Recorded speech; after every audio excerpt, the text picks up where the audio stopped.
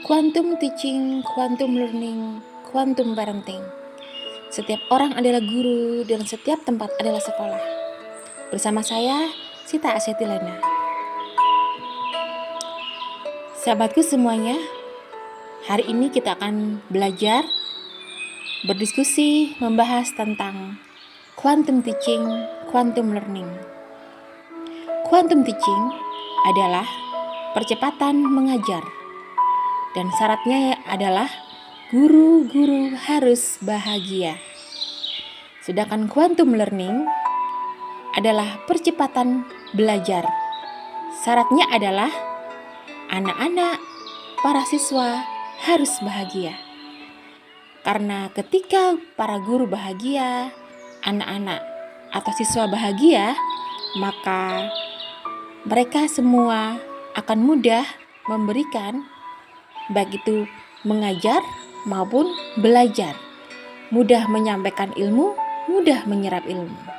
Baiklah, pertama, marilah kita mengubah paradigma tentang sekolah. Sekolah saat ini harus dipersepsi sebagai bukan satu-satunya tempat untuk belajar. Belajar bisa dilakukan di mana saja, apalagi di masa pandemi sekarang ini ya.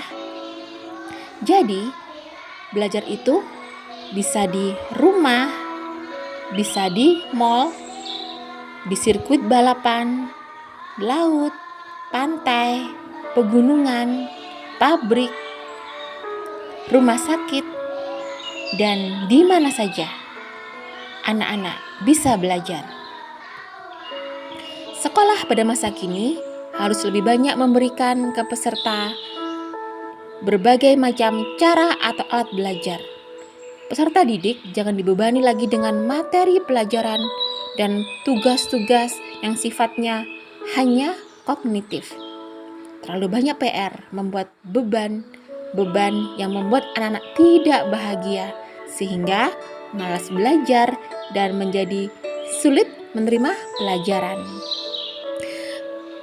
Oleh karena itu, mereka harus dibekali dengan cara-cara belajar agar bisa belajar mandiri dan belajar di luar dinding-dinding sekolah, yaitu belajar secara praktek. Satu hal lagi, anak-anak harus memahami modalitas belajarnya.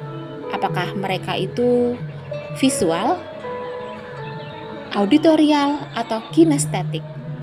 Visual, suka dengan visualisasi, melihat gambar, video, hal-hal yang bergerak. Auditorial, senang belajar dengan mendengarkan sesuatu. Harus ada musik atau harus ada teman diskusi yang membacakan pelajarannya. Dan yang ketiga, kinestetik, yaitu apa? Harus dengan dipraktekkan. Jadi anak-anak yang tidak bisa diam, itu sebenarnya adalah anak-anak kinestetik yang suka praktek. Sekolah juga bisa mungkin berusaha membangkitkan minat dan motivasi anak didik untuk mau dan selalu belajar terus. Dan ini syaratnya memang tadi itu. Apa itu? Harus bahagia. Jadi anak-anak harus bahagia sehingga mereka belajar dengan senang dan menjadikan sebagai hobi. Jadi kalau sudah menyukai belajar, maka orang tua maupun guru tidak akan kesulitan untuk menyuruh anak untuk belajar.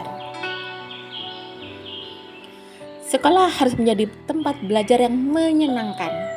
Nah, karena saat ini belajar tidak hanya di sekolah saja, di kamar, di rumah khususnya, orang tua harus menciptakan pembelajaran yang menyenangkan di kamar tidur mereka masing-masing, anak-anak ya, dan di rumah. Jadi suasana belajar itu benar-benar membuat anak-anak bahagia, sehingga anak-anak termotivasi terus-menerus untuk belajar.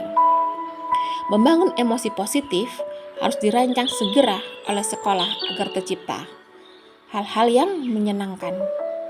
Dan tanpa hati, anak didik tidak akan bisa merasa nyaman. Anak didik akan tertekan, anak-anak akan merasa terancam dan takut, sehingga akan susah menjalankan pembelajaran secara efektif. Sekolah kalau bisa juga harus berusaha untuk memenuhi kebutuhan murid. Ini terutama dengan tadi itu kaitannya gaya khas mereka belajar. Jangan lupa siswa Anda, anak Anda visual, auditorial, atau kinestetik. Dan yang kedua ini ya, membekali guru ini untuk percepatan quantum teaching. Guru harus dapat menjadi teladan belajar bagi anak-anak. Guru senantiasa mau dan mampu terus-menerus belajar dan apa saja dan di mana saja. Salah satu cara termudah adalah guru harus mau menyiapkan secara serius buku-buku yang layak dibaca dan kemudian membawa buku-buku yang bermanfaat pada setiap kali mengajar. Yang pasti adalah juga menambah media-media pembelajaran yang menarik dan menyenangkan sesuai dengan gaya belajar anak-anak, visual, auditorial, dan kinestetik. Baiklah, sahabatku semuanya, khususnya mungkin para guru ya, dan ayah bunda juga, bahagiakanlah hati ayah bunda, hati para guru semuanya.